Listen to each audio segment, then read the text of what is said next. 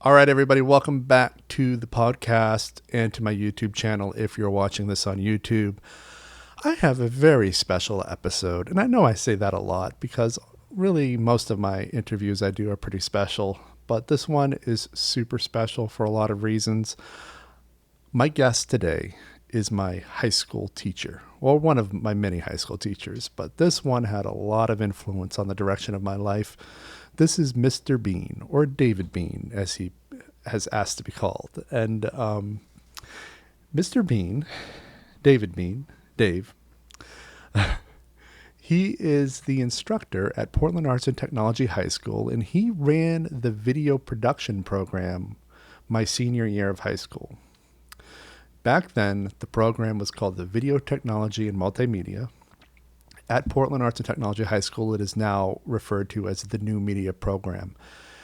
And it has come a long way in the more than 20 years since I've been there. Like a long way.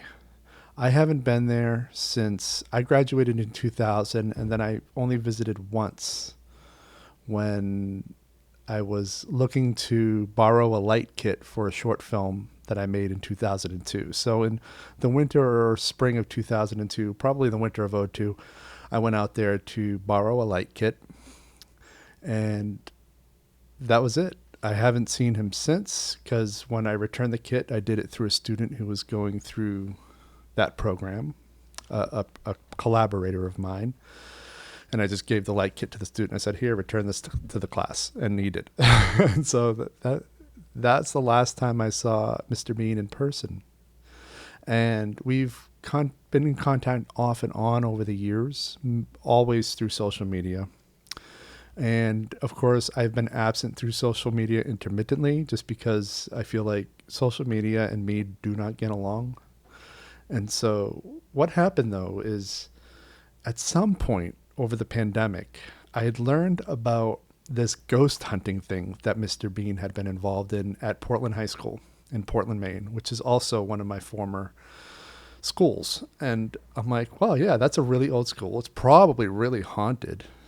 And so that's a great place to do a ghost hunt. What happened? And it was this really interesting story about how they actually got results. And then the administrators shut them down because of it. And I'm just like, oh, wow, we should do an episode about that because Halloween is coming up. It's spooky, but it also will allow me an episode to be able to catch up with Mr. Beane, one of my favorite teachers from back in the day. And it was great fun. I went all the way back to Portland, Maine. I mean, from New York. I'm saying all the way back like I'm going around the world. Technically it's the same region. It's the Northeast, but it is like 350 miles away. Like it's a long drive. It took me 6 hours to drive up there and to find a place to stay and all that. But I went back to my hometown. I went back to my old high school, Portland Arts and Technology High School, or PATHS as it's referred to. And we got to catch up. I got to see what he's done with the program. He's done some amazing things with the program. Their equipment is on par with what I've seen from production companies here in New York. When I walked into the classroom, it was a converted public access TV station. And so it really felt like I was in a post-production house, like the thousands of post-production houses I've been to in New York and LA. That's exactly what it felt like. And I honestly, I'm really jealous of the high school students who get to participate in that class now, because they have it made.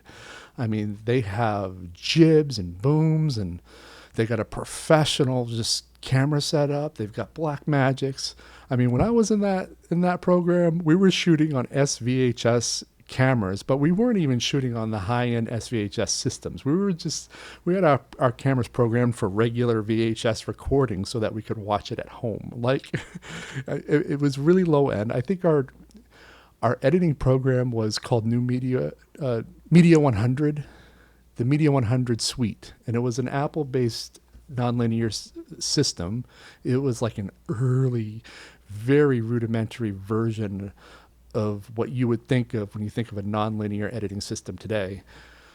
And rudimentary is very accurate. It's a term that my friend Brandon used to describe it in a recent talk that he did for one of our films. And it's just like, I'm going there now. I'm like, I've been to colleges that don't have this level of setup. Like, this is more advanced than some well-funded colleges that I visited.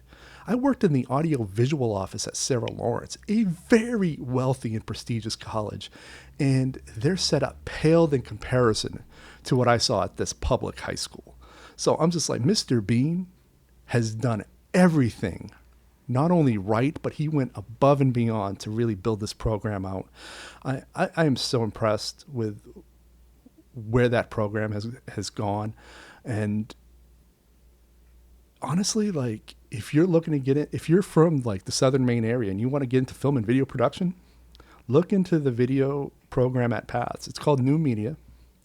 Portland Arts and Technology High School. It is a vocational school that has sort of arrangements with many high schools in the area. So you don't necessarily have to be in Portland to take classes there.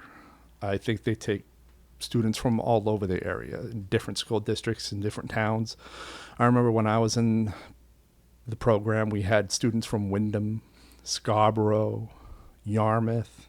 So if you're in that area, check out that program if you want to get into the arts, because that school changed my life. That program changed my life. The people there changed my life. Mr. Beane changed my life. And I was so happy to reconnect with him for this episode. And so I'm not going to let you wait any longer. We're just going to go right into the interview. Remember, this is an on-location interview. So if you're watching on YouTube, there's no two camera back and forth. I basically just set up a tabletop camera, 2 tabletop microphones, and I just had the camera on Mr. Beane the whole time. So you won't see me if you're watching this in video form. However, it doesn't really matter, because everything about this podcast is what Mr. Beane has to say. And it's truly spooky. It's truly enlightening. And when you get to the part about the gift, it's going to blow your mind. This is the perfect episode for this season. And please enjoy. I'll see you on the other end. I am here at Portland Arts and Technology High School with Mr. Beane. You can call me Dave, by the way. It's all good. You've earned that right. I knew you were going to say that. And so on the drive here, because it's like a 6-hour drive, I was thinking, what is my rationale? I can't stop calling you Mr. Beane. And so I started thinking about that movie, Mr. Holland's Opus, where, I don't know if you've seen it. I have, a long time ago. Yeah. He's teaching this red-haired girl how to play one of those instruments that's like a windward, a flute or something. And later in the movie, at the very end, she comes back as an adult, and it turns out she's the governor of their state. She'd become the governor, yet she still called him Mr. Holland. Yeah. I think it's just the way it is. Well, and that's okay. I respect that, and I'm honored, honestly. So it's all good. It's all good. You're Mr. Beane. You're not the first person to tell me that, so it's all good. So for those of you who don't know this school, this is Portland Arts and Technology High School. Mr. Beane was one of my teachers way back in 1999 through 2000. Yeah, my first year teaching here. Yep. And he runs the video production program, which is now the New Media program. And I credit this program, actually, of putting me on the path that I am on now. And I've talked about it on this podcast a lot, about how if I hadn't found film and video, I probably would be burning down houses right now. And that's not an exaggeration. Well, I'm glad you found it. And I've had students say that, but I believe the drive is in you. And I believe it's in all the students come through here. What I do is I provide the tools and a little background knowledge on what's the best way to use it, the professional way to move forward, and you guys take it and run.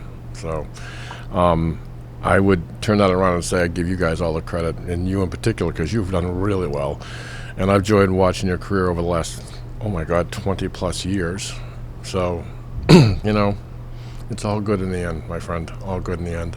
Well, I remember when I graduated here, and I had gotten into the Vancouver Film School, and you actually said the phrase, "You're my first success story."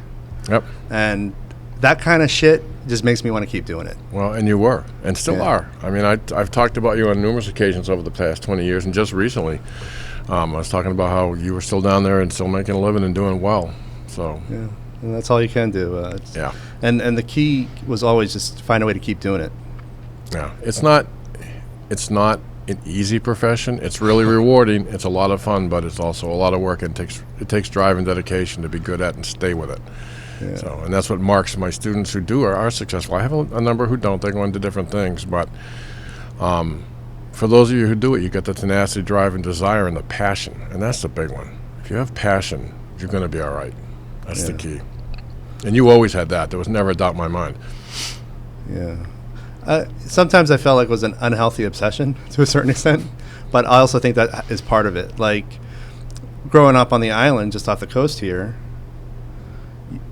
our options were you could be a carpenter, wasn't going to happen. I'd lose a hand in like 2 seconds.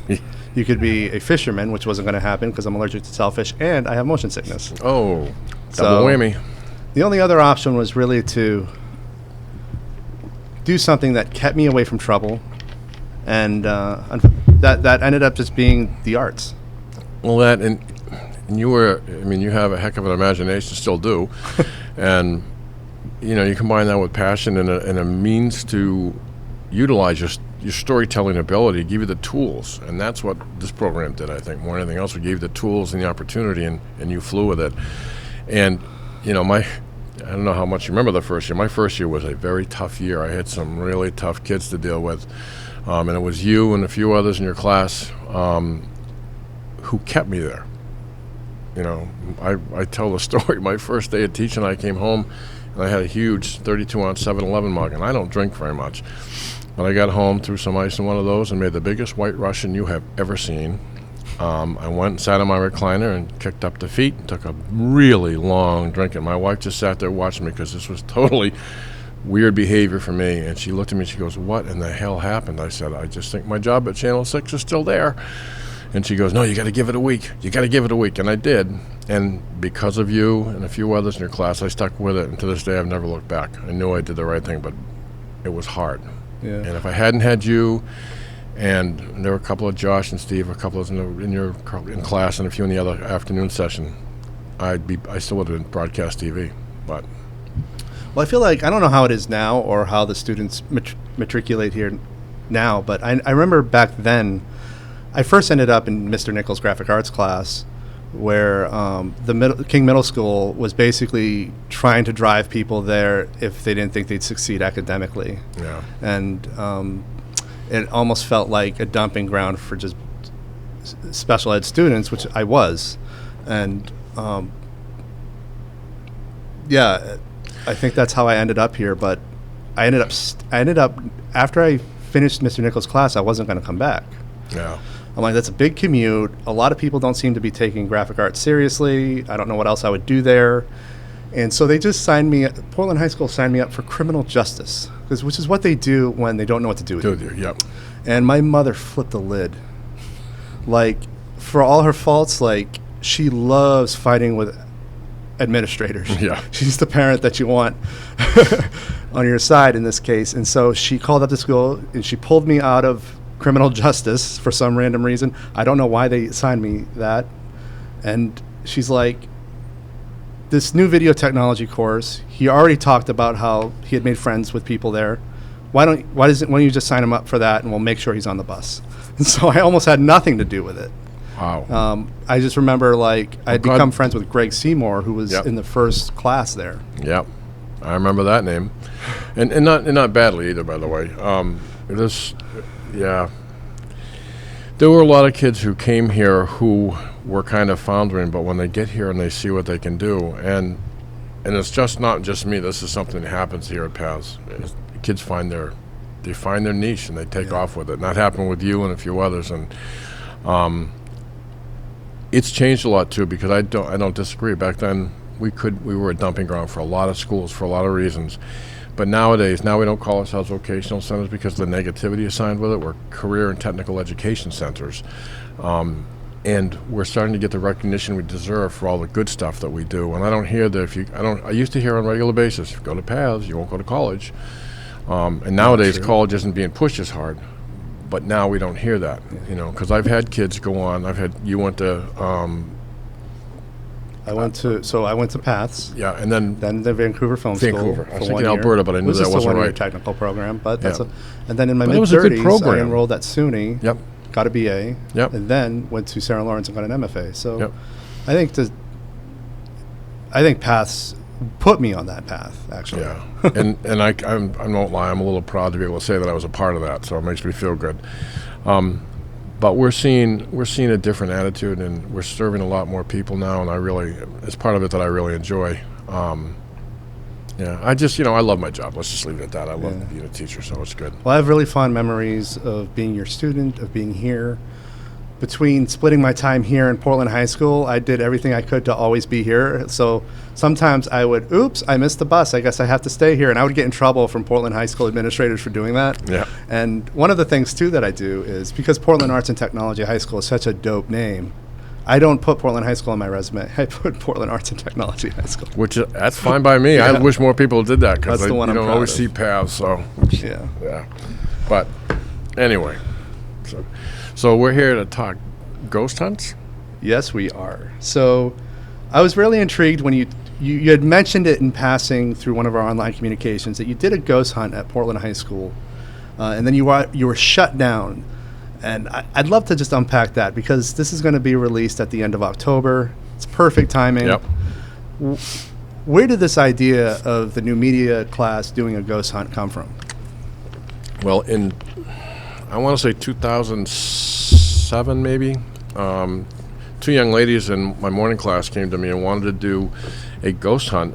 And I'd been talking about opportunities for students to come up with ideas, and I would help them. And if it was outside of school, I went and did stuff with them and helped them. And they did. It was a little small hole-in-the-wall theater. It's still there in South Portland, I believe. I can't remember the name of it, but we went in there and did a ghost hunt. And we had some response. Not a lot. We had some orbs, and we heard some voices, and something I think got knocked over.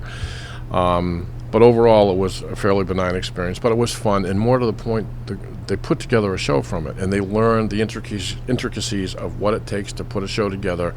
What does a show open? What are the bumpers? How do you build a commercial break? All of those important things, along with the importance of how do I do the job well and do it the way it needs to be done? What do I need for equipment? All of that.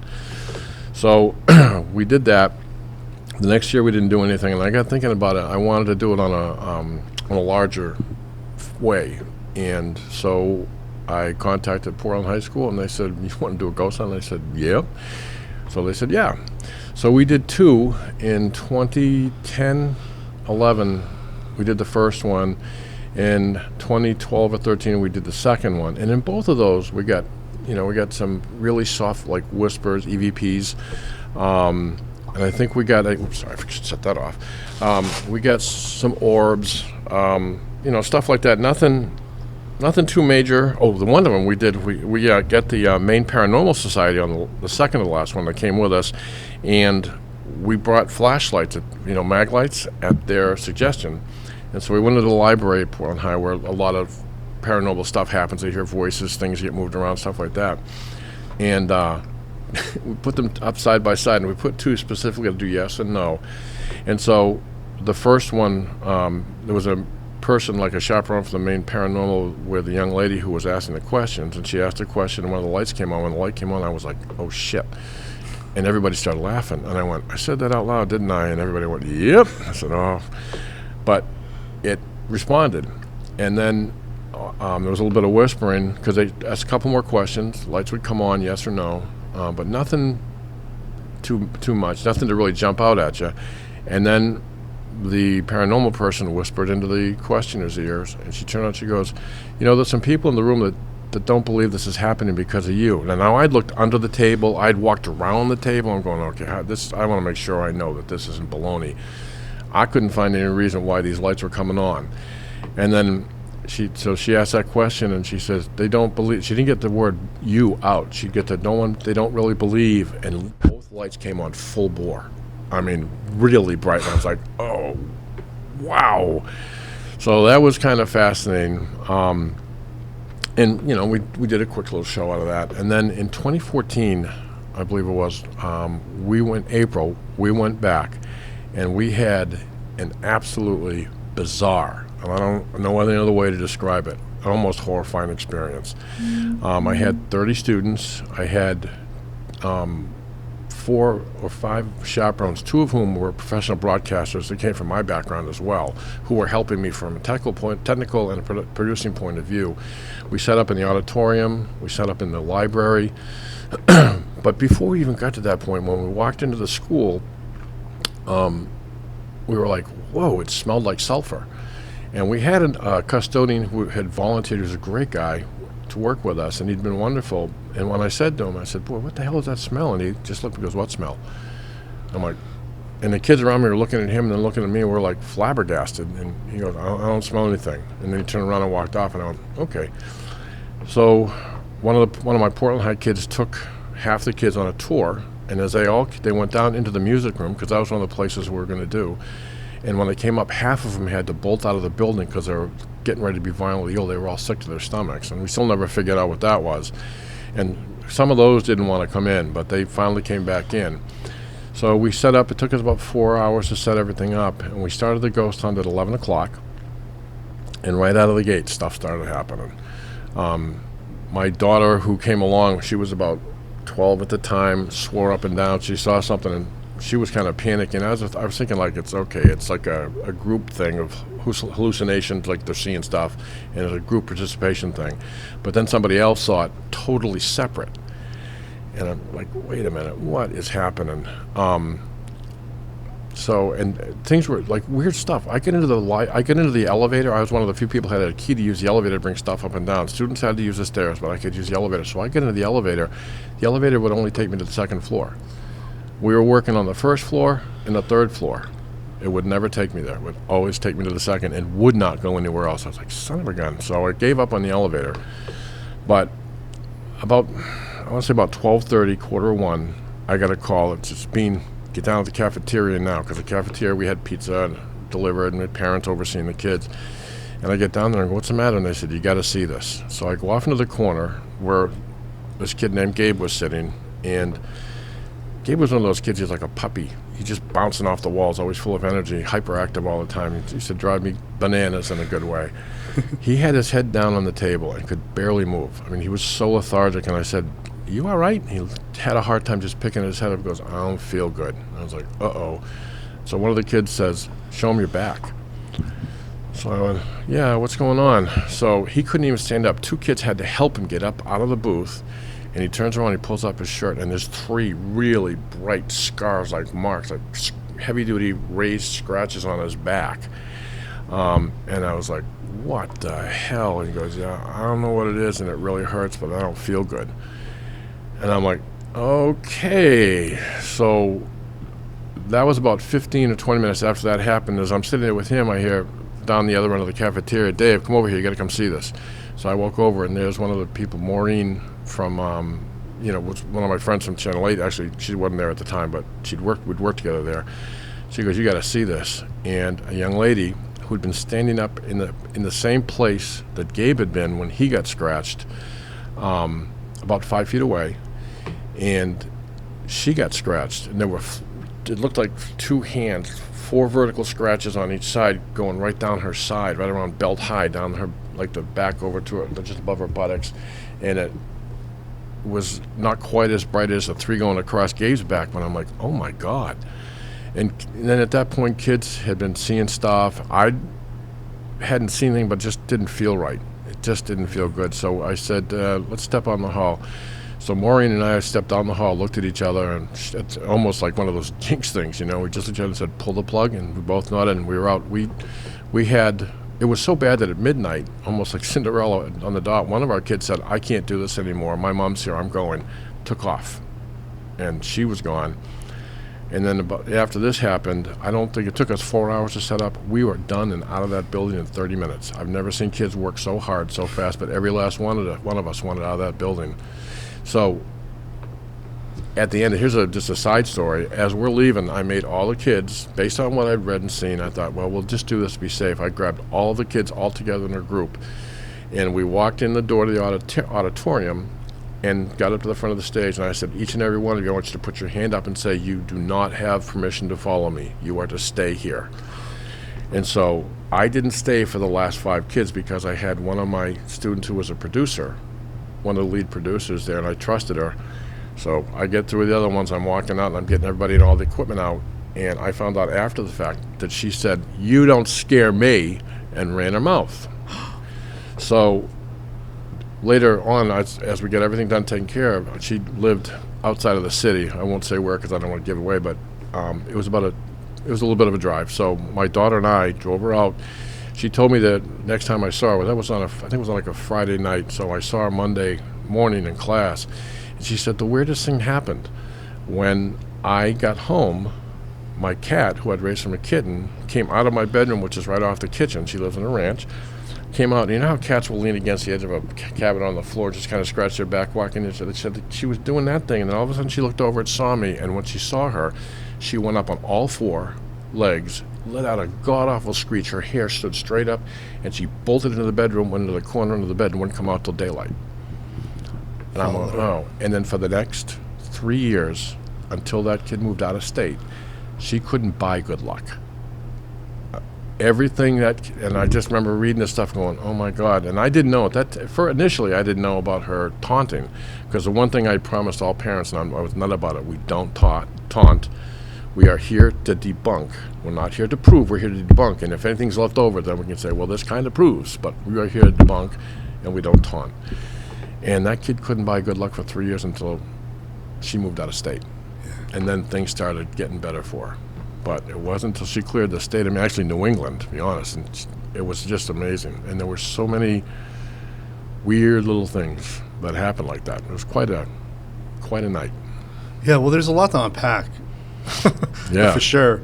Like, for example, there's kind of validated this whole hitchhiker theory where, like, when I interviewed Colin Kelleher, who ran investigations over at Skinwalker Ranch, we talked a little bit about how the paranormal seems to have a hitchhiker element where if you're not careful, or if you show, in this case, a lack of respect for what you're dealing with, it sticks with you. You pay a price. I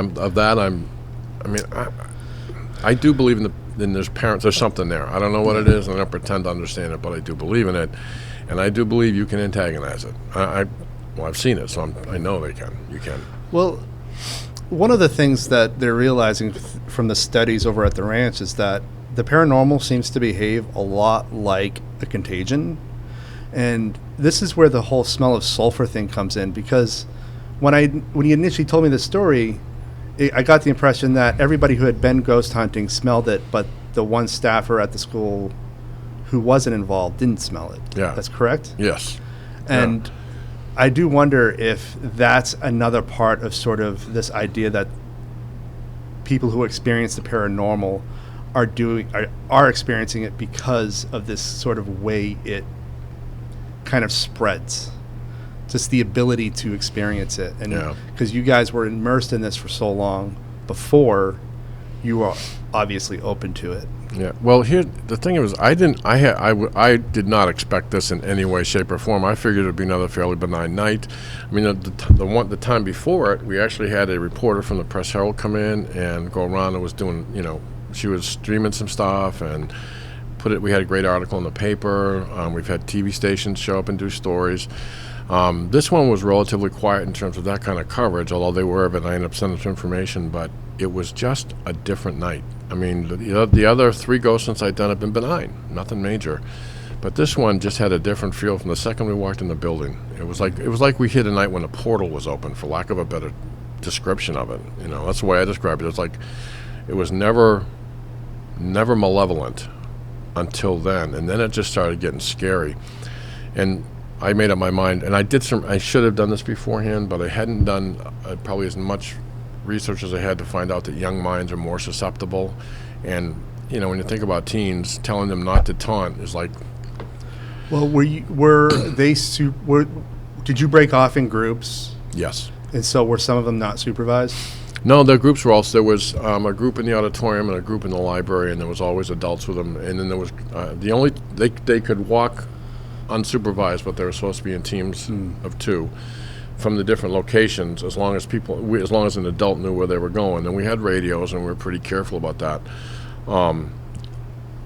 But yeah, it's just my mind's flooded with all these different memories coming back of things that just were weird that happened that night. So, but we really kept an eye on them as much as we could, but it was just weird, you know. Yeah, teens. Yeah, I've heard that teens and poltergeists are pretty much simpatico. Yeah.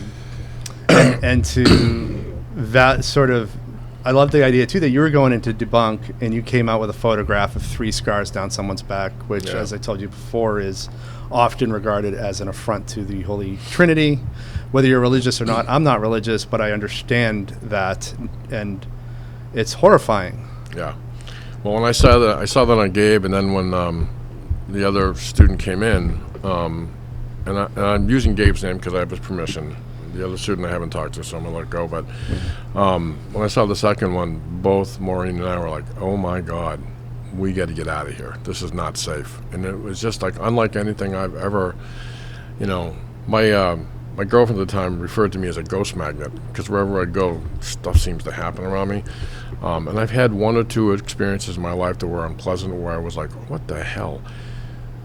But this one was traumatic enough that I'll never do. I may consider doing a ghost hunt with adults again, but I'll never do it with students. In fact, I was toying with the idea of doing a hunt for Bigfoot, like up Bradbury Mountain State Park supposedly has had some activity in the past, just for the idea of getting out in the woods and getting all the gear and how to set it up and do a show. But they were like, well, we want to do a ghost hunt. I said, you can want all you want, but never going to happen, not in here.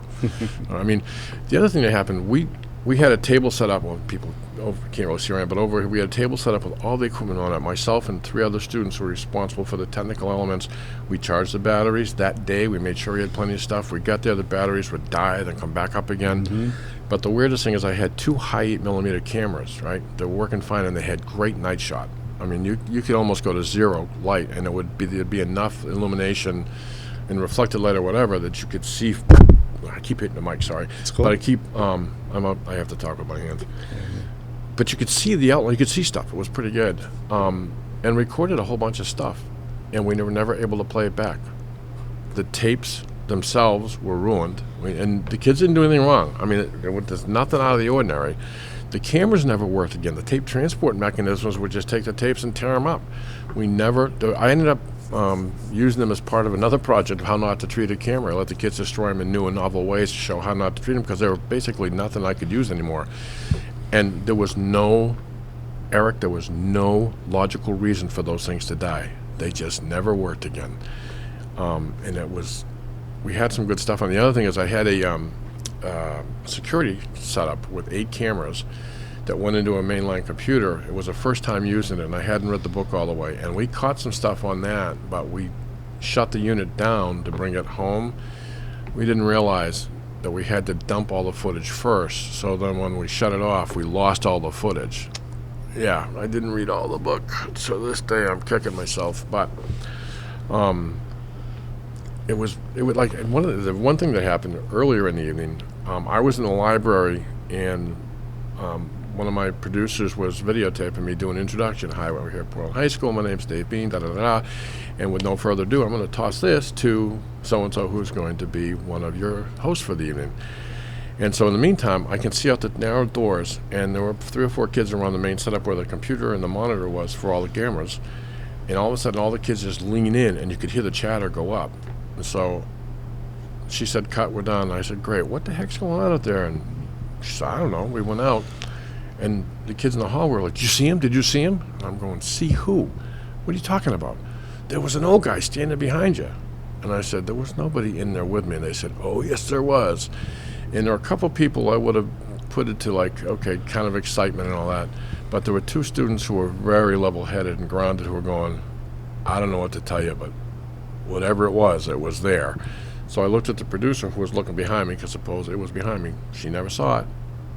And that's one of the things we would have had, but we shut it off before we dumped it. Live and learn. But so, I mean, some of it I can't prove. I can just tell you through anecdotal stuff, but I don't doubt it because of this. Just there were too many people who saw it and too many level-headed students who saw it and just went, We can't explain it, but it was there. Yeah, well, my contention is, like, on this show especially, like, one, I have no reason not to believe anyone, like, for anything. And also, I've experienced some weird shit myself. Members of my family have, and a lot of this is in line with just, I mean, there's a constant with all the stories that I've heard. Yeah. So, Yeah. and I consider you a very reliable person, so. Well, thank you. I appreciate that. And, I try not to give into, overstatement or hyperbole on these things, but after that night, I spent a lot of time thinking about this and just cannot reconcile some of it. There's no reason for this to happen. I can't debunk it. Yeah. And some of it, like, that's, that computer situation with the security cameras, I don't have the evidence to debunk it, but I know what I saw. And I do have those scratches, although I was accused of those being fake, but I'm like, I was there. And unfortunately, having high school kids on the camera, when Gabe got scratched, he was standing there, and I somewhere tucked way back in the vault, I have footage of the camera the kid was holding, and so shot of Gabe going, oh, something hurts. And he starts to turn, he pulls up, and the kid goes like this with the camera off of Gabe, because he was like, oh my God. Camera goes down like this, and you can hear him going, what the hell is that? But you're looking at the back of the auditorium like, oh, God. So, but, and there was one other thing that happened in the auditorium, and this was with another producer from Channel 6 who took the night off to help us.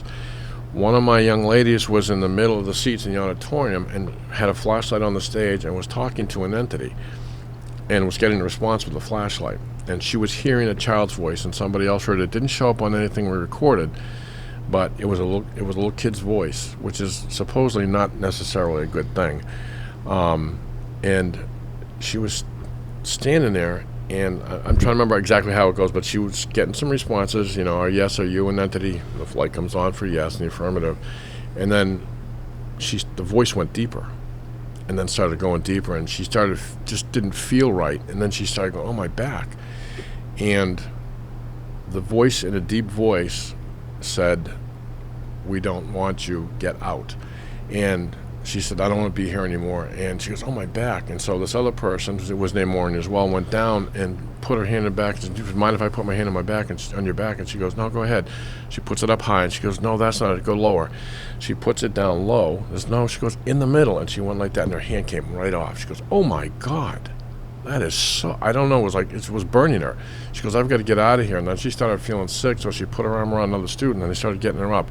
And where the auditorium crosses into the main building, there's like, the metal rug divider, that holds down the rug there. She stepped over it, her first leg went over it, and all of a sudden her legs just stopped working. Bam, down just in a pile. And it took two other people, along with the two that were there, to help get her up and get her through there. Once she got out of the auditorium, her back cooled off, and she started feeling better. Again, we didn't get anything on camera we could use, because everything we tried to play back got eaten. It was I don't know, Eric. It's just, I hadn't really thought about it. All the stuff is flooding back, and I forgot just how much weird stuff happened that night. And I don't know, it was just bizarre. And I do know that I did get a call. We got some coverage on, we're all over Google. If you Googled us, it came up, and some of the stuff that happened. So somehow the paranormal taps, the guys from the Sci-Fi Channel, were going to come up. I had started the process, and then all of a sudden Portland High School decided, no, we don't want the notoriety. Zip. And I don't think to this day you can do a ghost hunt anymore in Portland schools. And the one place where you got results. Yeah. And again, though, we did a couple of others. It was just that one night, so I don't know if we just hit the right night.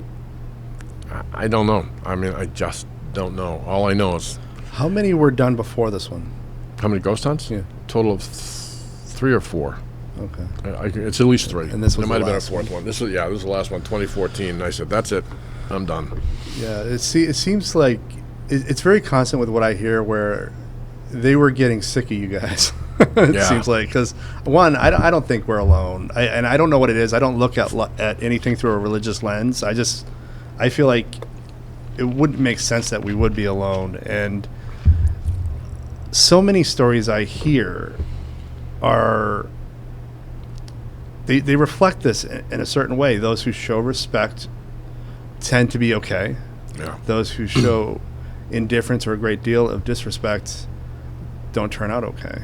No, and that's why my rule of thumb was always we don't taunt. But like anything you do when you have, there was 4 chaperoning adults plus another parent or 2 handling the food and making sure it was all set in the cafeteria. But I had 32 kids that night, and even breaking them down to different places, you can't be with them all the time. Yeah. And you have to trust them to do the right thing. And 99% of the time they did. The kids were great, but the ones who did the taunting, and there are only 1 or 2, paid a price for it. I'm going to take a step back. This is something, I don't think I ever told you this one, but my wife passed away in January of 2013, and it was a Tuesday night. She went into a coma the week before, I think on Wednesday. Saturday night, I'd taken my younger kids home. My daughter was there with my wife's sister, her niece, and her mother. There were 4 of them. 3 of them were playing Uno at a table. We were at a hospice in Scarborough at Gosnell House, and it was a great place. And so my daughter was sitting by the bed reading a book. Teresa had been in a coma for a couple days. And all of a sudden, as Katie is reading, she hears this voice, "Hi." And she looks over, and Teresa sat up, perfectly lucid. And then I call this Teresa's gift. She looked at everybody, and she said, "Hey, guys, how you doing?" And she said, "It's beautiful here. You aren't going to believe it. It's absolutely beautiful." And my wife had a really hard death. I'm not going to go into details, but it was a year-long horrible process. But she sat up, and she said, "It's beautiful here, and now I know why I had to go through it." And she said, "And it's okay, and you guys are going to have your own journey, and when you get here, it's beautiful. It's just unbelievable." And she said 1 or 2 other things, but those are the things that stuck. And then she looked kind of off into a corner, and her father, who she was very, very close to, had passed away in 2001. She looked up and she goes, "Daddy?" And then she leaned back, went to sleep, never woke up again, and passed away on Tuesday night. But I call that Teresa's gift. I never, ever doubted that we're on a journey. This is not the end. This isn't the destination. Yeah. We're on a journey. And whatever happens when this life ends, there's something else beyond. So. Yeah, that validates a lot of what I've heard with near-death experiences, where people will see a glimpse of something better, come back. And what's interesting, though, is because I'm obsessed with NDEs, and that comes from a selfish standpoint. What do you mean by NDEs? Near-death experiences. Yeah, gotcha. The constant with that is people always say they come back with this understanding that, remember in the beginning, I was like, I don't know if I said it on the podcast or in our pre-conversations, but I've always thought, what the hell is the point of all this? Yes. Yep. It makes no sense to me. With people who experience near-death experiences, they always come back with the understanding that, it's just about interacting with people. That's all we're supposed to be doing. We're supposed to be interacting with all people who are different, people who think differently, and figuring out how to work with one another. And trying to be the best. Trying to be the best person we can be. Yeah. For me, and I don't say this for accolades, it just is a statement. I mean, I could have stayed in broadcast television. I was offered an opportunity to move up in the company that owned Gannett, that owned my brain's just cramping. Gannett. Channel 6. Gannett. I could have gone anywhere in the country: Denver, Washington, Atlanta, out to Minneapolis, St. Paul, a bunch of Chicago, really, and made a lot of money. But I didn't want to yank my kids out of Maine. And everywhere I'd been in broadcast, I ended up training and teaching everybody when the new stuff came in, because I had that. Plus, I had that childlike love of learning new stuff. That's never gone away. And the patience to teach it to people. And so I ended up training everybody. When we had interns, it was my job to oversee them. And it didn't matter where I was, it always kind of migrated to me. So I knew when this job opened up that this is what I wanted to do, and I've never looked back. I'm doing the right thing, and I'm where I'm supposed to be. And part of that is my sense that I'm supposed to be doing the right thing and being the best person I can be. And then hearing Teresa's thing back in 2013 when that happened, I've just held, whenever I start doubting, I just go, Teresa's gift. And I start feeling better about things. Like you, I look at the news today and go, what in the hell are we doing, and what is going on? But one of the things that I'm always an advocate for is whatever it is you want to do with your life, take a positive approach with it. And I talked about this a little bit earlier this week at the screening of my old film. Is when I went to New York, my intent was to do what one of the classmate we were talking about initially did: go into working on a professional film set, go into the industry. But I immediately realized that wasn't powerful enough of a direction, and so I never really tried to get into a union or just tried to work in the industry. I tried to find a way to use media to... I didn't realize this at the time, but to teach. And to make a difference. My best film reviews, the reviewers always call me a teacher. Yep. Because my content is really philosophical about the art life, about giving people direction. Because I realized, like when I got to New York, that there are so many people who did what I did. They moved to New York and they didn't make it, and they're living in quiet desperation. I can't be like this old fuck right here who's living in quiet desperation, pissed off at everybody. Because that's not a good life, and he's not leading a good example. And so one of the things I did was I just built all of my stories around advocating for this ever-evolving philosophy of, one, being a lifelong learner, being open-minded, and just trying to push people to not give into a level of comfort that will keep them disenchanted for them. Because comfort is a drug. It really is. It's ironic that we're talking about this now. I just separated from my girlfriend of 8 years because we were going in different directions. And there's no good guy, there's no bad guy, there's just us. You know? And it got comfortable, and there were some other things. And to let go of that and move on was probably one of the hardest things I've done, because I had such a good living situation. It wasn't horrible, but it wasn't going where I needed it to go. And just that sense of, I'm like you. I've told my kids, the day I stop learning, you might as well plant me. Put me down, because I don't want to be around. If I can't learn, why am I here? And if I can't learn it, take that and turn around and try to help somebody else learn it, what's the point? You know? And one of the things I see as one of my most important job is kids, especially coming off out of the pandemic the last couple of years, is helping to coach kids to prep them to be tough enough without being like a jerk about it, helping them to develop life skills, to learn how to keep learning, how to adapt, how to be flexible, and how not to give in and give up. You know, don't like it? Change direction. Be flexible. And I think that's what I see what you've done is, I would agree with the reviewers. You know, you are a teacher, as much a teacher, if not more than me. You know, and for me, that's a great thing to be able to say. So, you know, I'm on that you wanted to come back. I was honored and kind of nervous, because I was like, I don't think they'll get mad if I talk about Portland High, but what the heck? Because at first Portland wasn't that thrilled about the notoriety of it. You haven't said anything negative about Portland, though. I'm allowed to, because I went to school there, but I'm not going to, because out of respect for you. But no, I thought that, you know, you were just stating the facts. This is what happened. Just it, and that is what happened. And it's not anything about the staff. It's not anything about the facility. It's just a weird thing that happened that night at Portland High School. But it was enough that they decided to just clamp down on it and say no more. So did you have to report to someone there what was going on? No, we were going to do a project here. We ended up not having enough footage when we got back. I mean, so much. I don't even know where to start, Eric. I've told you some of it, but you know, you've probably heard somebody say this before, but virtually everything technically that could go wrong went wrong. It was just amazing, and 90% of it could not be attributed, and I tried hard, I could not attribute it to student problems, student accidents, you know, whatever, error. It wasn't. It was like, because they would say, I don't know what happened. They'd hand it to me, and I'd look at it and go, I don't know what's going on. It should be working, but it didn't. We got back, they would take, we had many DV tapes, they'd take those tapes out, and I watched them, they'd put them in a player, there'd be nothing on it. Just, we might see little things through it, but it was mostly snow, and you could tell, you could hear it, and you go, stop, pop it out, tape would be twisted up.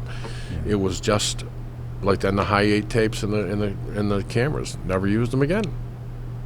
bizarre stuff. So, what was the lesson that came out of that? I don't know, but the lesson for me was no more ghost hunts. I can't in good conscience. And somebody said, well, and I had students come back. They wanted to do another one. I'm like, yeah, not going to do that. But they were saying, well, let's get a medium, and we'll get, a shaman to bless us and come with us and bless the place and everything. And I went, no, I'm not in good. I can't in good conscience as a teacher put you guys at risk, and I believe that's what I would be doing. So I'm not going to do it. But it's tempting, So maybe someday down the road, with a group of graduated students who are a little bit older in their 20s and have the ability to defend themselves and the common sense not to taunt, then maybe I'll give it a whirl. But until then, if you do it again, give me advance notice. I'd love to. I will. I do. I literally hear back every single year from going, "You gonna do one? You gonna do one?" I'm like, not yet. Portland High School. I never thought about doing it at a high school though, because it makes sense. That's an old place. It's the oldest, I think, since I don't know if it was Boston Latin or Boston whatever English. One of them were fought over. They had a battle going back and forth over what was the longest continually operating school still in the U.S. And Portland High was second until they closed that one in Boston down. And I think it is the oldest continually operating high school in the country. So, and there's a lot of a librarian died in the library at one point. Really? Or died in the school. I know that. And then supposedly there was a firefighter that passed away there. This is a side story. This happened the very first ghost hunt we did there, and this one was weird. We interviewed the guy who was a historian, an old guy, who told me, and we brought him in here and interviewed him, and then all the kids left, and the bell rang, they took off, and we were talking after the fact, and he told me the story about people had seen an apparition, if you will, of a teenage boy in what they thought was a Boy Scout outfit walking the third floor. Okay? He had left and gone to World War I. This is back in the in the teens, 1917, 18. He'd been an Eagle Scout, went over to France, fought with the American Expeditionary Force, and was killed over there in the battle, one of the battles, I don't know if the Battle of the Argonne or whatever, but he never made it back home. And, there were all kinds of stories about it, but he said people have assumed it was him. I've seen a kid in a Boy Scouts, what looked like, or it could have been, and it could have been a doughboy outfit with the hat and everything. It could have been one of those two. So, fast forward, just me and him. I never said a word to anybody. So the night of that first ghost hunt, I'm walking through a kid named Sam, and I'm walking down one wing. He's walking down another wing, and I walked because it's like a cross. So I walked and took a few steps down, and I saw him come around, looking around the corner. And I'm like, "What's up?" I said, "The floor's clear. We're gonna head down." He goes, "Well, yeah, but I saw somebody. I didn't know who it was." I went, "Really? Who was it?" And he goes, "Well, I don't know, but it looked like it was kind of weird." I said, "Lay it on me." And he said it was like a Boy Scout, but it was kind of an outfit I don't know what it was, but it was like a point, had like a scout hat and like an old guy. I don't know what to tell you. It looked like an old guy, but he walked around the corner, and that's why I just came flying around now, and he was gone. I said, "Well, I didn't see anybody." He goes, "You didn't?" And I went, "Nope." And he goes, "Oh." I said he must have gone, if he was here, he must have gone down another set of stairs, so we're going to go downstairs. I never said another word till afterwards we got in class, and I told everybody about it, like, just so you know, this is what I think you might have seen. Did we get it on camera? No, but anecdotally, I thought it was kind of interesting, because the kid, with his eyes were wide open, goes, "I don't know what I saw," but it was like, and he saw something. There was not a doubt in my mind, but it was kind of interesting that he described the same thing that the historian described to me. And there was no bleed over. I never talked to anybody about it at all. And this kid was from Yarmouth, so he didn't have any chance to talk to anybody at Portland High School. Yeah, that's crazy. That's really spooky too. Like, because if it's this guy that died overseas in a war and he kind of came back here, yeah, I must have had good experiences here. Yeah, and you know something, every school has its high and low points. There are exceptions to the rule, but as a rule, most schools balance out on the positive, I think, because there's a lot of good people trying to do a lot of good work to help our kids. Overall, I have no doubt of that. So there are people who had absolutely marvelous experiences at Portland High School, and back then, at the turn of the century, who knows what Portland High School was like, 13 through 19, whatever, 17 when the kid graduated, whatever. But if it was something that was enough a part of his life, and back then high school was a big deal, much, I think, bigger than it is even now. So maybe that's what drew his spirit back. Yeah. Who knows? This is pure conjecture, but I always had this theory that, like, when people see ghosts that look like somebody from the past, that maybe it's not like a spirit entity, but like maybe they're looking through a rent in the fabric of time. And it's just a theory, because sometimes most of the time when I hear stories like that, there's never an interaction. It's like the ghost is going about their business. Yep. That's why I have that theory.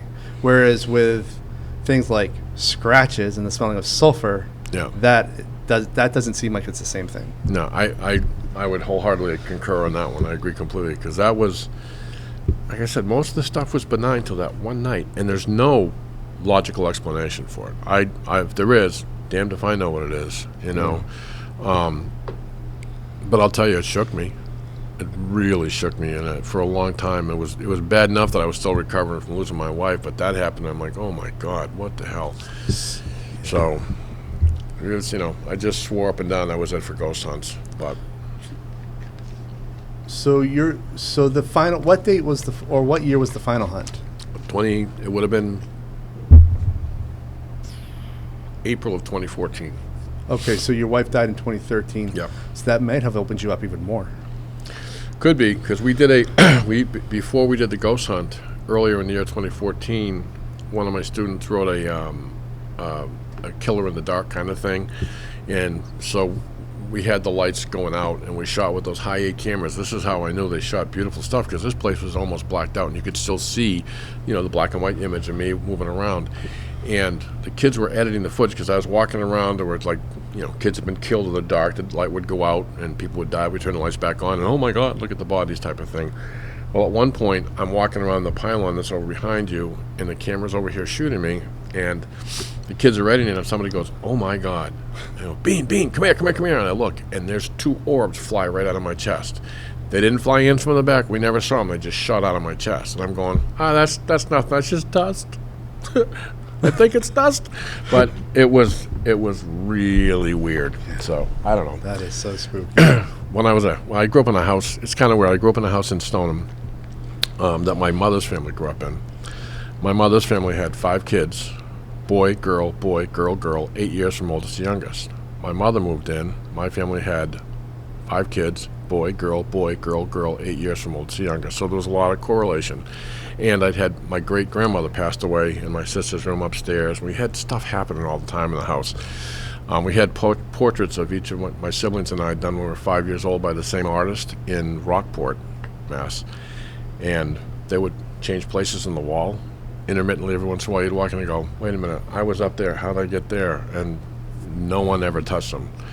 And I thought, well, maybe that's somebody's messing with us. But there was one year, I was probably a sophomore in high school, and I'd just gotten a job, because I grew up working in our family bakery, and the bakery closed for the first 2 weeks in August. So for those 2 weeks, I was still working at my other job, because I worked both. And so my family took off for a vacation. I was the only one in the house. And during that 2 weeks, my sister had an antique Spanish dressing doll probably about 1.5 feet tall that would turn by itself. You'd walk in one day, and it'd be flipping 180, and I thought, it could be vibrations from trucks going to the depot down the street. But I put it on a mat to absorb the vibrations. I did everything I could with short of taping it down, and it would keep changing positions while everybody was gone. The pictures moved twice in the 2 weeks. So I just said, well, whatever it is. I just never left I went to my bedroom, living room, kitchen, out the door, and that was it, except for the bathroom.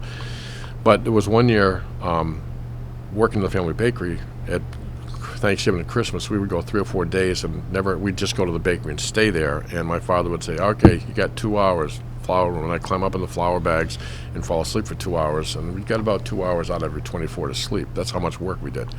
So Christmas morning, my family got up to go to, the early mass, 6 a.m. mass. And they came in to wake me up, and one of my siblings came in, and I was like, 16 years old. And I believe my words were something to the effect to come in this room again and I will kill you. So they left. My mother came in at 5:45, and said, come on, we're going to go to Mass. I said, go ahead, have a good time. I'm not going to church this morning. I'm going to sleep. So everybody leaves. I'm the only one in the house. And my room was on the first floor, just outside the hallway by the front door. And this is an old Victorian. So if you ran up the steps, you knew where people, you could tell where they were on the steps just from the creaking. Somebody ran up the steps. Now, I don't know how many times it happened before I finally was like, what the heck? And I heard somebody go up the stairs. And I was like, And then I hear them come down. And I went, who's there? They stopped. About halfway down, I went, no one's there. So I started putting my head down, boom, boom, boom, they come down. And I went, oh, crap. So a friend of mine had made a handmade billy club because I'd chased some prowlers off the porch once or twice. So I reached under the mattress, pull out the billy club, get the covers ready. Sure enough, they start up. I bolted out of the bed, got to the door, looked at the stairs. It couldn't have been more than halfway up, and bam, no one there. Happened a couple times, and finally I just said, I don't know who you are. I'm putting my magic covers over my head. I'm going back to sleep. I never thought about it again, but I told my mother. And my great-grandmother was a devout Catholic, and she was an immigrant from Ireland.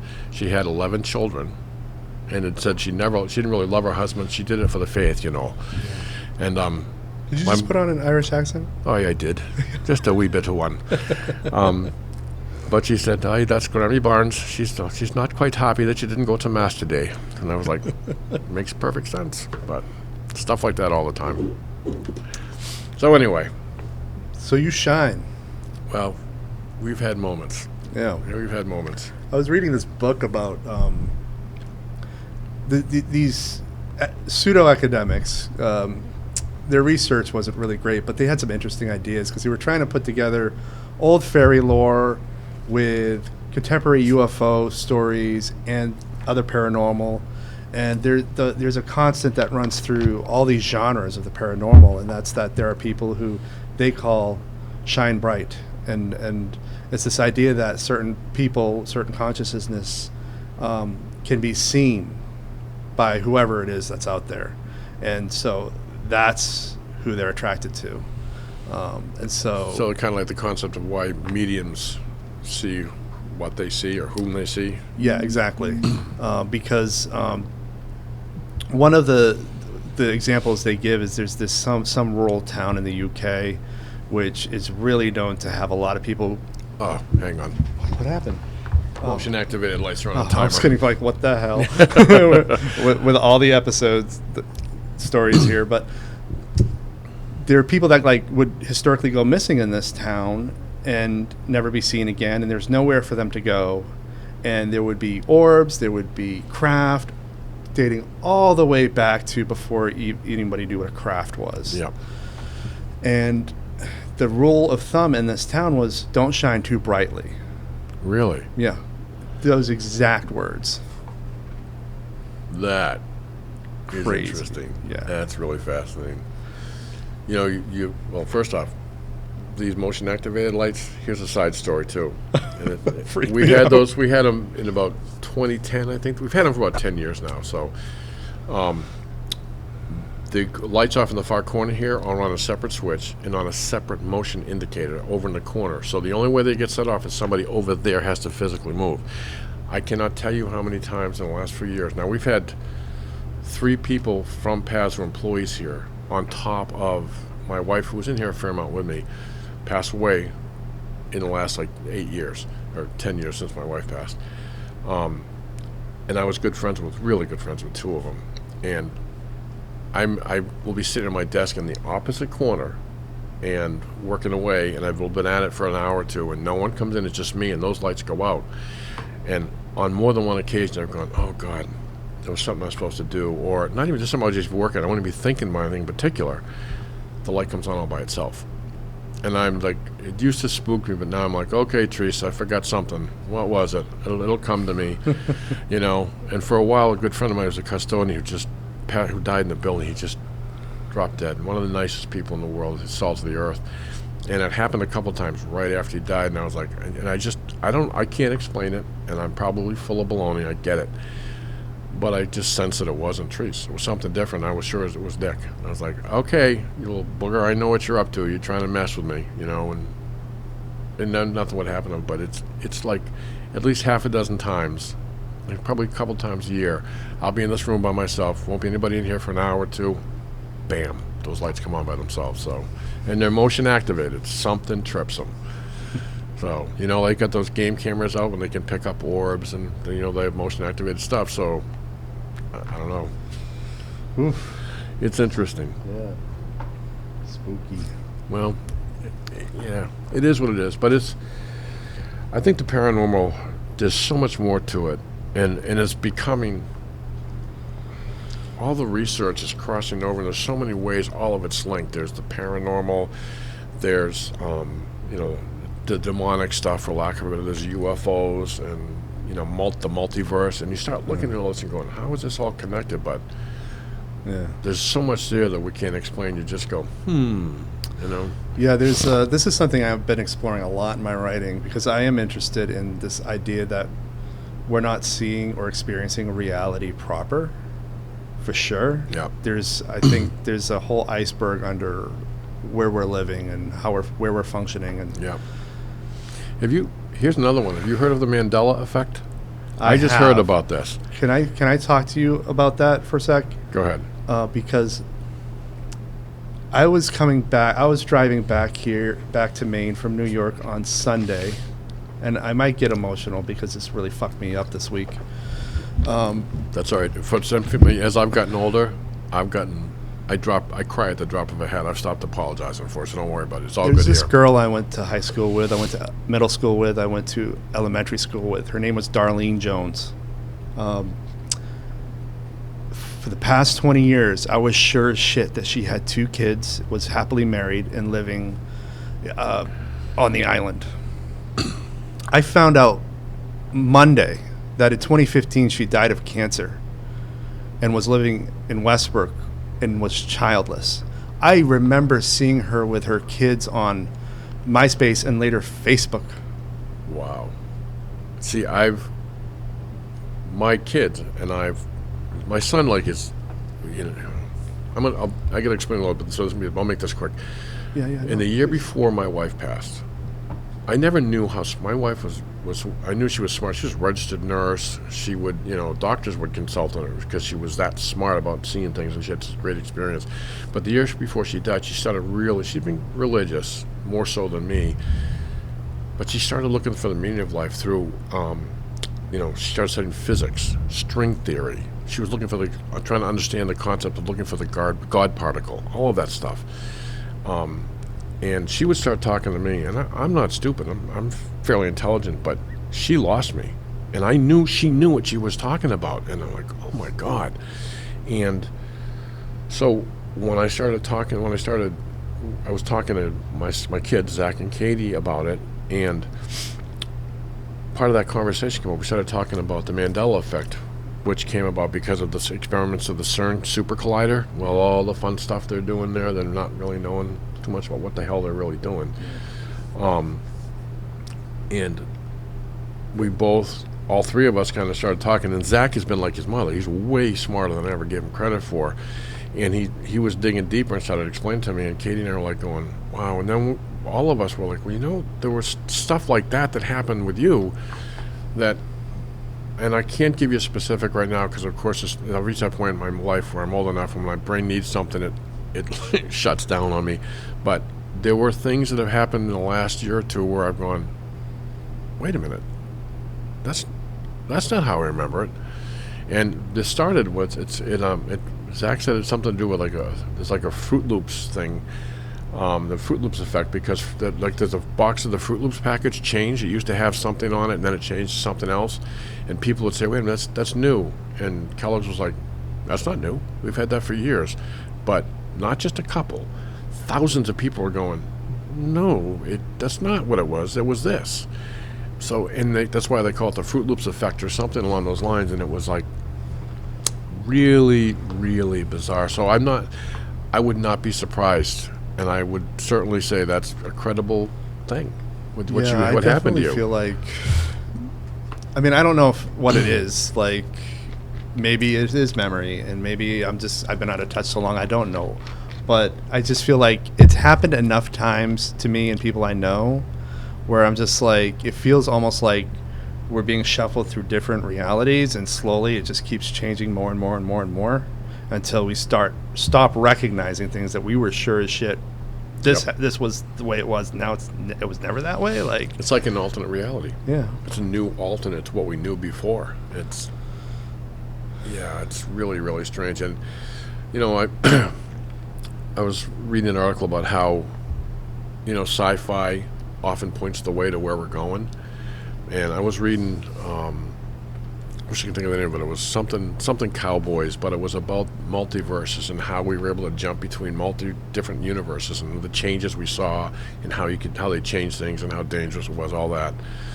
But that was a few years back I read that, and now I'm looking at reading things out of CERN, or there was another place in Texas where they were trying to shoot like a neutron through an impenetrable background, but the way they were doing it hard enough, fast enough, it's whatever, that if it got through, which they thought it might, it would prove that there were multiple dimensions, multiple universes. And it's like, oh my God, real world science is following this.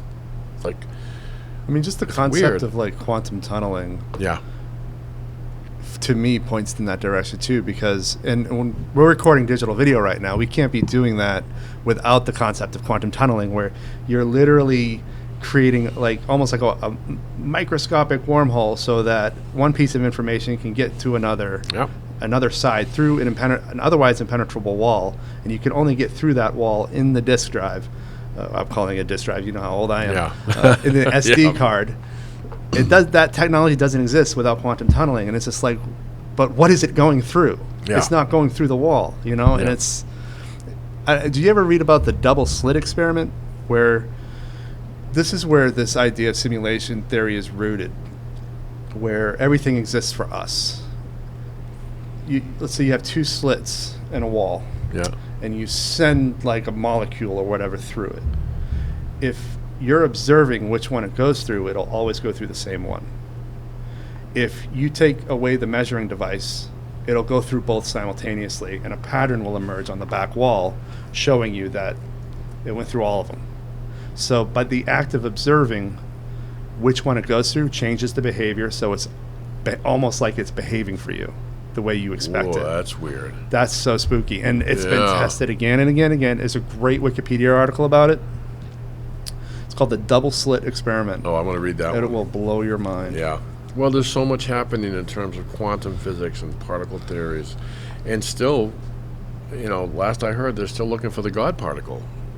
Supposedly somebody said they thought they found it, but I don't believe they did. And it's all happening around us. And then you have the Mandela effect, where you're looking and going, wait a minute, that's not what I remember. Yeah. Is it my memory, or did something else happen? And that's starts to shake your foundation of who you are, going, wait a minute, what's going on here? So I do wonder like what would happen if they actually found it, because there was this psychic who was like, he was validated as a legit one, not one of those fake ones.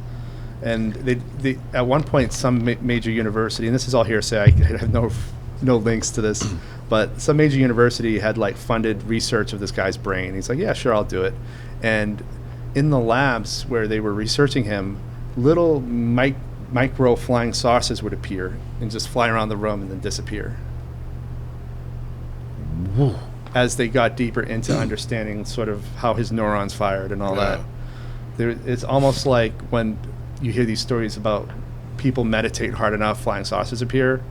And there was a story I'd heard in relation to this one where somebody went to meditate with, I guess in Tibet or someplace like that, with some shaman who was just like supposed something to be like like the Dalai Lama. Yeah.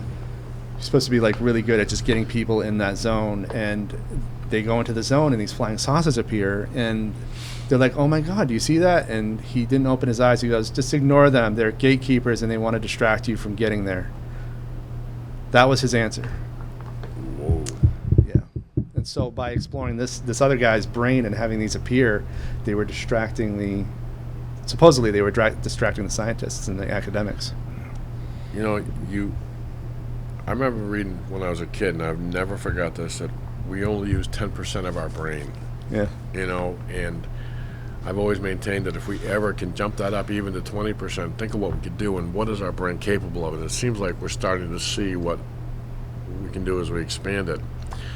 And this kind of an offshoot with not too much more to do with the paranormal than what we're talking about here. But did you ever hear about the experiment? And I want to say it was Johns Hopkins, but it was some major university chain that did medical stuff, did a study where they got people who were terminally ill, and on their last days they would bring them in to these specialty rooms to where their beds, everything was on a scale and measured right down to, the milliliter or however they measured it, but to the ounce.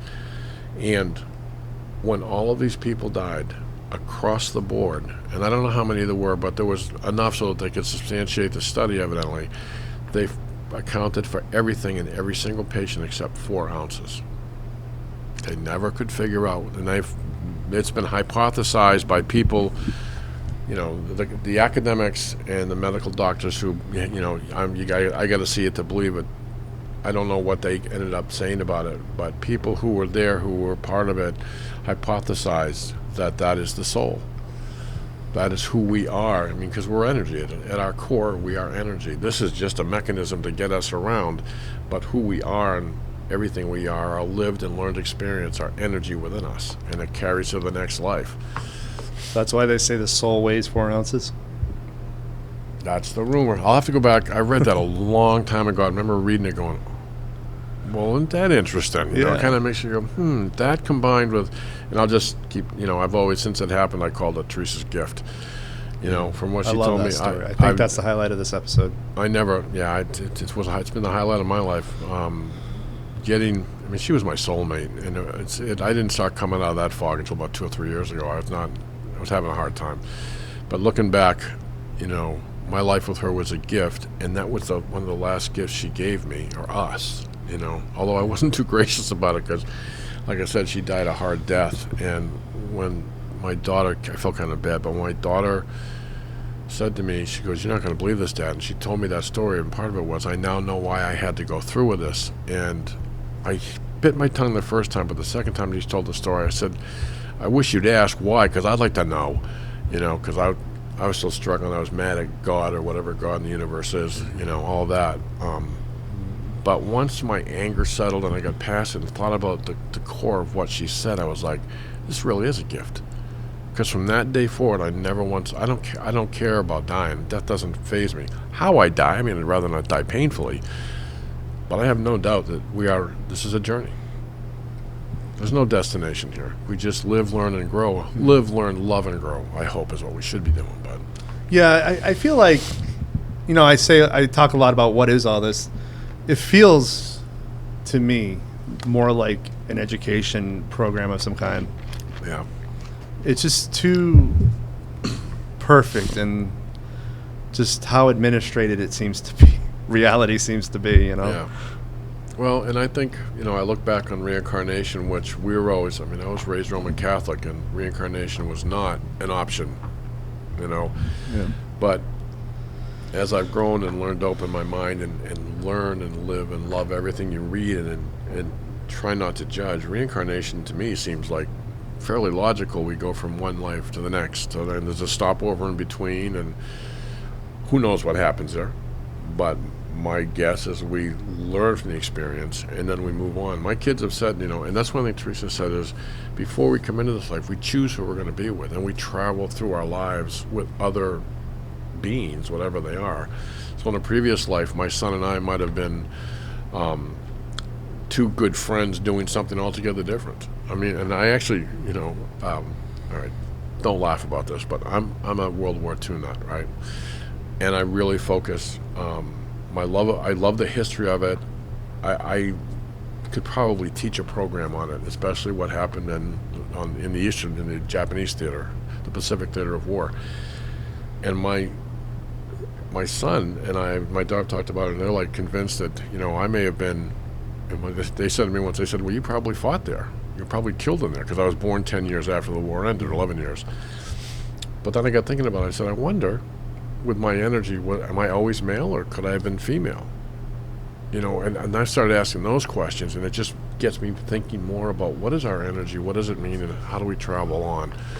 So, and I tell that as an aside only because it's like something that hit me and I was like, I have many theories. So I'm going to tell you a few stories. Is that okay? That's fine with me. So, Yeah, let me see what time. Yeah, we're good.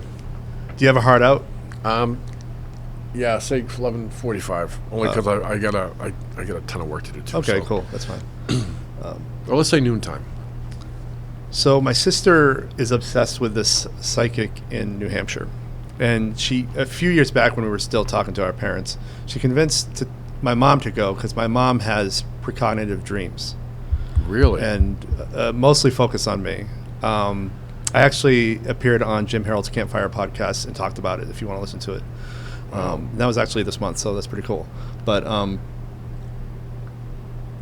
she goes with my mom. She's like, you're not going to believe this woman. And the reason she took my mom is because when she went the first time, the psychic told my sister is, you changed your middle name to Lillian or something like that. She's like, yeah. And it's named after your grandmother. And she's like, yeah. And how did you know that? And the psychic goes, well, Lillian took a piece of her soul and attached it to you when you were born so that she could go on experiencing what you experienced in your life since she will never have gotten to know you. Wow. That was on my dad's side. Both of our grandparents on our dad's side were dead long before we were born. And that's on this mind-boggling. I'm going to build onto that. Okay, so my mom comes to the second one. And the moment my mom walks in, the psychic just looks at her. She's like, your idea of God is wrong. And I'm like, I heard Melissa say this to me, and I'm like, yeah, I always thought it was wrong too. Because she has a very authoritarian view of it. You know what version of that I'm talking about. And so she left. She hated it. She doesn't like being told stuff like that. No. And later on, I read somewhere that there's actually a sect of Christianity, and I'm not religious, but I am interested in what people believe and why. There's a sect of Christianity who is sure that the way things work is that souls are shattered into microscopic sections and sent out to alternate realities to experience all outcomes and then brought back together so that a person understands how cause and effect work in terms of how you treat people, how you're treated, and all that. And so that's an interesting theory because it alludes a little bit to what people experience when they talk about reincarnation or when they talk about having a connection to something or someone that they otherwise wouldn't have connection to. That's a whole different thought pattern. It's like that's really kind of amazing to say the least. Something Holy to think about. Crap, yeah. It's when there's so many things we're learning, so many different directions that science and philosophy, all kinds of things are all. Initially, they look like they're all in different directions, but as we grow, as we learn more, and as we develop, we start finding it's not the case at all. They're all intermingled, and they're all interconnected, and how do they affect us? And that's the stuff you just go, whew, and that's part of wondering, has my energy always been male? I don't know. And now thinking about that, is there a part of me in other places, and when all of this ends, we are going to come back together and go, well, let's put the pieces back together and see what happened. Yeah. That's kind of going to be interesting for sure. Wow. Absolutely. Mr. Beane, thank you for coming on the podcast and inviting me back. Yeah, it's been fun to have you back. I loved seeing this place. I miss it. I think about it every day. Well, I'm glad I made that impression on you because it's good to see you. Yeah, it's just good to see you. I remember when you first moved to Manhattan, you sent back and you had gotten a job and you controlled the buy was a term you used, which is something I talked about in class. And I said, oh my God, these guys listened. That was so cool. Wait, what was it? You were taken on a job with a pizza company or something. One of the first things commercial. You did. Yeah. And you said, and I talked about how back then it's not that way. It's a different world than it was back then. But I had talked to you guys, your class, about how you want to, if you can get it into the point where you're advising your client on where to go, how to advertise, and you control the buy, you can make more money out of the whole thing. And that's a really important concept to keep in mind. And remember the day, I can still see you sent me a text, and I forget how you told me, but we communicated, and it must have been an email, but you said, I remember what you said, control the buy. And I was like, yes. So it was a very rewarding moment for me, Oh, I appreciate that. And well, you know what? Let's not wait so long to get together. yeah. Let's do this more well, often. I want to do more stuff up here anyway, and I've already told Brandon that. Yeah. And well, let me know, because now that I'm on my own a little bit, I'm much more available to do stuff, and I'd love to. I may be an old fart, but I got a lot of life left in me. So all right, I'm going to take you up on it. good. I hope you do. Thanks, Thank you. Dave. Thank you. And that was my conversation with my former high school teacher and video technology instructor, Mr. Beane, from Portland Arts and Technology High School in Portland, Maine. I hope you enjoyed this conversation as much as I enjoyed having this conversation. I really enjoyed reconnecting with one of my former mentors, and he's still a mentor today. And Mr. Beane, David, if you managed to listen to this podcast all the way through, and I know some of my guests don't like listening to themselves talk, but if you managed to listen to this thing all the way through, I just want you to know that I really enjoyed reconnecting with you, and hope we can stay in touch as we continue on whatever adventures we're on. And honestly, let's do this again. This was a fun episode. It was a fun time, and I'm happy to drive back up to Maine to keep doing these types of things. Thanks, and I'll see everybody on the next episode.